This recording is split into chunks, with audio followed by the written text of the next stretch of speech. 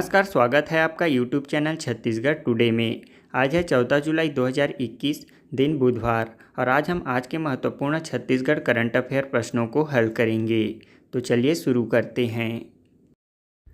हमारा पहला प्रश्न है, छत्तीसगढ़ में सतत विकास लक्ष्यों को हासिल करने के लिए स्टेट इंडिकेटर फ्रेमवर्क तैयार करने की योजना है। यह फ्रेमवर्क किसके तर्ज पर तैयार किया जाएगा? इसका आंसर है ऑप्शन बी, संयुक्त राष्ट्र संघ के। छत्तीसगढ़ में सतत विकास लक्ष्यों को हासिल करने के लिए स्टेट इंडिकेटर फ्रेमवर्क तैयार करने की योजना है। यह फ्रेमवर्क संयुक्त राष्ट्र संघ के सतत विकास लक्ष्य के तर्ज पर तैयार किया जाएगा। इसके लिए छत्तीसगढ़ सरकार ने राज्य में सतत विकास लक्ष्य के बेहतर क्रियान्वयन के लिए राज्य स्तर पर मुख्यमंत्री व मुख्य सचिव की अध्यक्षता में 2 समितियों का गठन किया है। वहीं जिला स्तर पर कलेक्टर की अध्यक्षता में समिति गठित की गई है। मुख्यमंत्री निवास पर हुई राज्य स्तरीय सतत विकास लक्ष्य संचालन समिति की प्रथम बैठक में मुख्यमंत्री भूपेश बघेल ने समिति गठन के प्रस्ताव को सहमति दे दी है। संयुक्त राष्ट्र संघ महासभा द्वारा अपनाए गए सतत विकास लक्ष्यों में गरीबी खत्म करना, पर्यावरण की रक्षा, आर्थिक असमानता को कम करना और सभी के लिए शांति और न्याय सुनिश्चित करना शामिल है। बता दें कि राज्य योजना आयोग ने लक्ष्यों की प्राप्ति के लिए स्टेट इंडिकेटर फ्रेमवर्क तैयार किया है। इस फ्रेमवर्क में 17 लक्ष्यों के मूल्यांकन के लिए 275 इंडिकेटर्स का निर्धारण किया गया है। हमारा दूसरा प्रश्न है, छत्तीसगढ़ के किस जिले में लेमन ग्रास और लीची की खेती प्रारंभ की जाएगी? इसका आंसर है ऑप्शन ए, बस्तर जिले में। छत्तीसगढ़ के बस्तर जिले में लेमन ग्रास और लीची की खेती प्रारंभ की जाएगी। यह खेती बस्तर के बकावंड ब्लॉक में की जाएगी। बस्तर जिले के दरभा में कॉफ़ी की खेती के कामयाब होने के बाद अब यहाँ के किसान लेमन ग्रास और लीची की खेती प्रारंभ करने जा रहे हैं। इसके लिए बकावंड ब्लॉक में 20 हेक्टेयर सरकारी जमीन संरक्षित कर लिया गया है। इस लेमन ग्रास और लीची की खेती के लिए जिला प्रशासन करीब 95 लाख रुपए खर्च कर रहा है। इस खेती को महिला स्व सहायता समूहों द्वारा कराया जाएगा। करीब 5 साल बाद हर साल 2 करोड़ रुपए का फायदा हो, इसके लिए इस ब्लॉक में काम करने वाले 3 महिला स्व सहायता समूहों का चयन कर लिया गया है।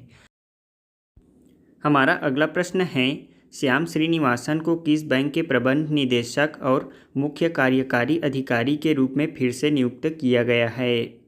इसका आंसर है option D, federal bank. Shyam Srinivasan को फेडरल बैंक के प्रबंध निदेशक और मुख्य कार्यकारी अधिकारी के रूप में फिर से नियुक्त किया गया है। बता दें कि फेडरल बैंक को 23 सितंबर 2021 से 22 सितंबर 2024 तक 3 साल की अवधि के लिए बैंक के एमडी और सीईओ के रूप में उनकी पुनर्नियुक्ति की गई है।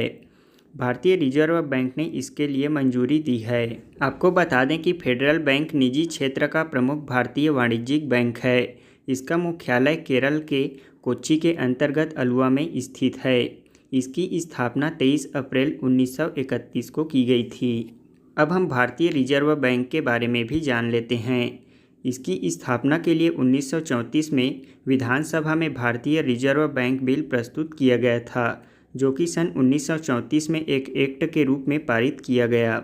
इसी एक्ट के अनुसार भारतीय रिजर्व बैंक की स्थापना हुई और इसने 1 अप्रैल 1935 से अपना कार्य प्रारंभ किया। भारतीय रिजर्व बैंक भारत का केंद्रीय बैंक है। केंद्रीय बैंक किसी देश की मौद्रिक प्रणाली की सर्वोच्च संस्था होती है, जिसका प्रत्यक्ष तथा परोक्ष नियंत्रण देश की मौद्रिक नीति तथा वित्तीय प्रणाली पर रहता है। इसका मुख्यालय मुंबई में स्थित है। हमारा अगला प्रश्न है, खेलो इंडिया यूथ गेम्स 2022 का आयोजन कहाँ किया जाएगा? इसका आंसर है ऑप्शन बी, हरियाणा में।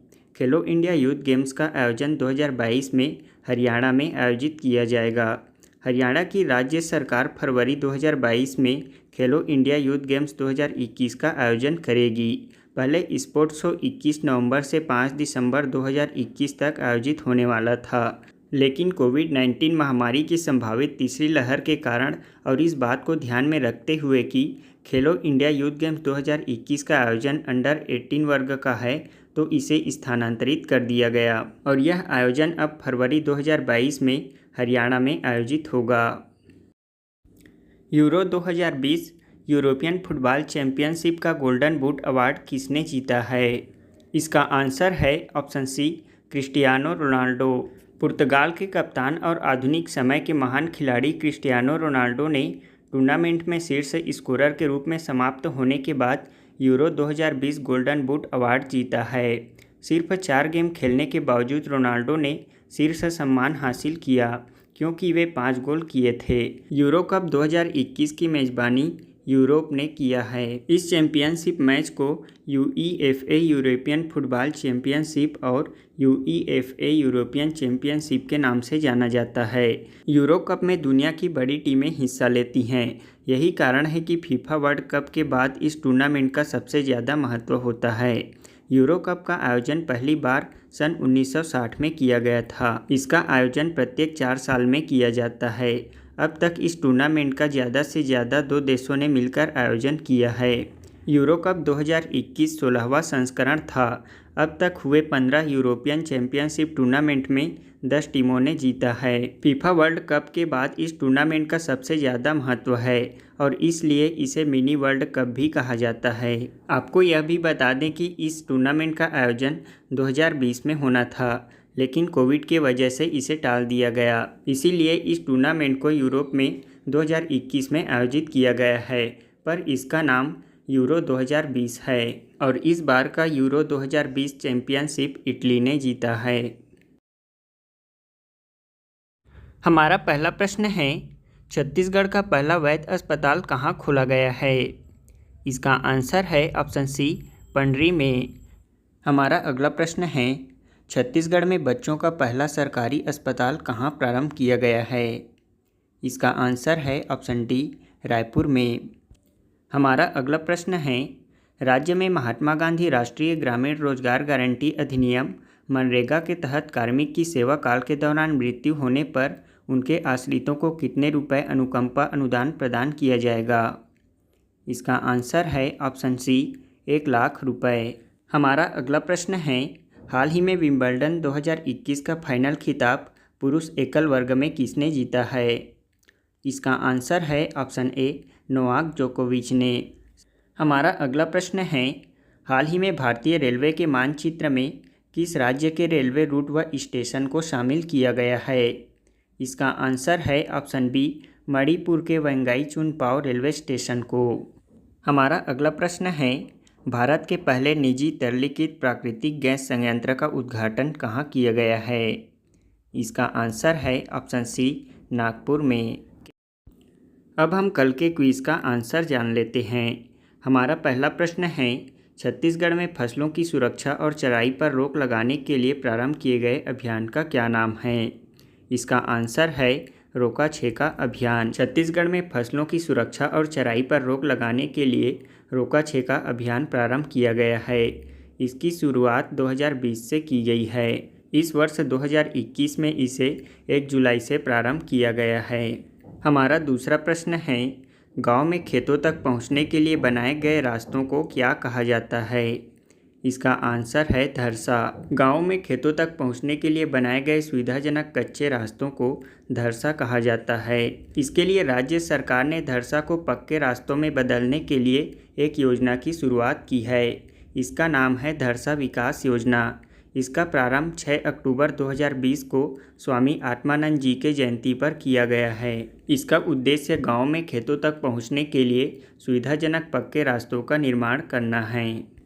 हमारा तीसरा प्रश्न है, खेतीहर मजदूरों की सीमा सुरक्षा हेतु राज्य में कौन सी योजना चलाई जा रही है?